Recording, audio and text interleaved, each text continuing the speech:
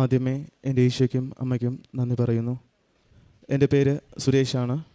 ഇതെൻ്റെ അമ്മ എൽസി. ഞങ്ങൾ തിരുവനന്തപുരം അതിരൂപതയിൽ പള്ളം ഇടവകയിൽ നിന്നാണ് വരുന്നത്.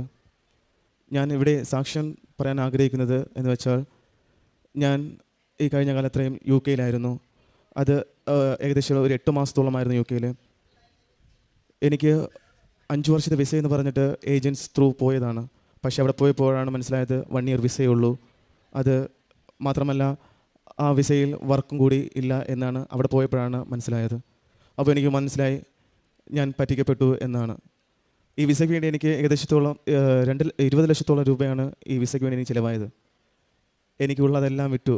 എൻ്റെ കയ്യിലുണ്ടായിരുന്ന വണ്ടിയും എൻ്റെ ഭാര്യയുടെ താലിമാല എല്ലാം പണയം വെച്ചിട്ടാണ് ഞാൻ യു കെക്ക് പോയത്, ഞാനും എൻ്റെ ഭാര്യയും.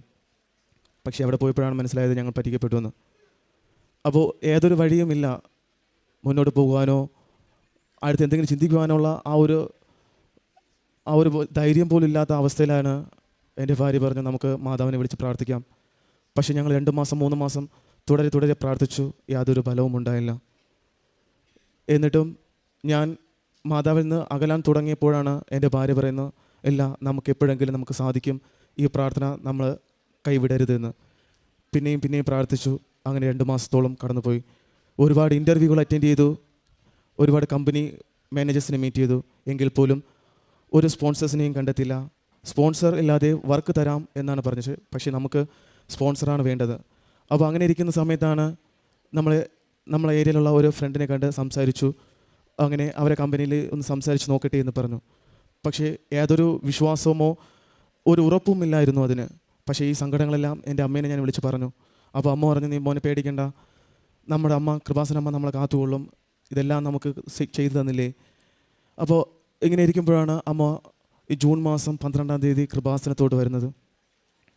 അപ്പോൾ ഈ വരുന്നതിന് മുമ്പ് അമ്മ എന്നോട് പറഞ്ഞു, മോനെ നിൻ്റെ പാസ്പോർട്ട്, നിൻ്റെ വൈഫിൻ്റെ പാസ്പോർട്ട്, പിന്നെ നിൻ്റെ പഴയ വിസ ഒന്ന് തന്നാൽ ഞാൻ ജോസഫ് അച്ഛനെ കാണിച്ച് ഒന്ന് പ്രാർത്ഥിച്ചിട്ട് ഒന്ന് എന്താണ് സംഭവിക്കാൻ പോകുന്നതെന്ന് ചോദിക്കാമെന്ന് പറഞ്ഞു.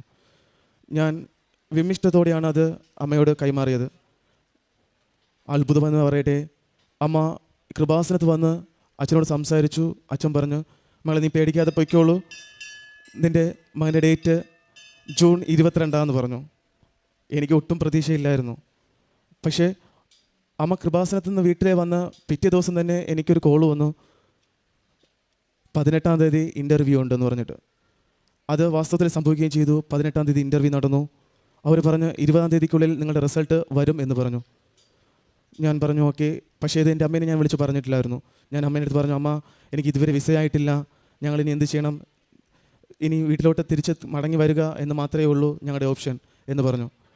പക്ഷേ 20-ാം തീയതിയും ഈവനിങ് ആയപ്പോൾ 6 o'clock ആയിട്ടും എനിക്ക് കമ്പനിയിൽ നിന്നുള്ള ഒരു മെയിലോ ഒന്നും വന്നിട്ടില്ലായിരുന്നു. അപ്പോൾ ഞാൻ ആ ഫ്രണ്ടിനെ വിളിച്ച് പറഞ്ഞു. അപ്പോൾ പറഞ്ഞു, ഇന്ന് പ്രതീക്ഷിക്കേണ്ട, 20-ാം തീയതി പറയുന്നത് വെള്ളിയാഴ്ചയായിരുന്നു. സോ നാളെയും പ്രതീക്ഷിക്കേണ്ട, മറ്റന്നായും പ്രതീക്ഷിക്കേണ്ട, തിങ്കളാഴ്ച പ്രതീക്ഷിച്ചാൽ മതി എന്ന് പറഞ്ഞു. അപ്പോഴാണ് എനിക്കൊരു കാര്യം കത്തിയത്. എൻ്റെ അമ്മ എൻ്റെ പറഞ്ഞു, നമ്മുടെ ജോസഫ് അച്ഛൻ പറഞ്ഞ കാര്യം 22-ാം തീയതിയാണ് എൻ്റെ ഡേറ്റ് എന്ന്.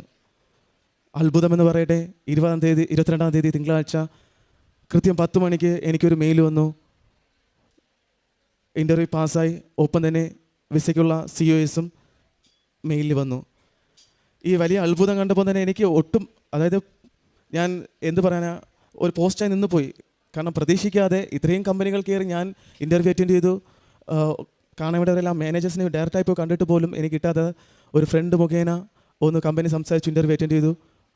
അത് ചെറിയ കമ്പനിയല്ല, അവിടുത്തെ ഏറ്റവും വലിയ നഴ്സിംഗ് കെയർ ഹോമിൽ തന്നെയാണ് വർക്ക് കിട്ടിയത്. ഈ അത്ഭുതം ഞങ്ങൾക്ക് കാണിച്ചെന്ന അമ്മ മാതാവിന് 1000 കോടി നന്ദി.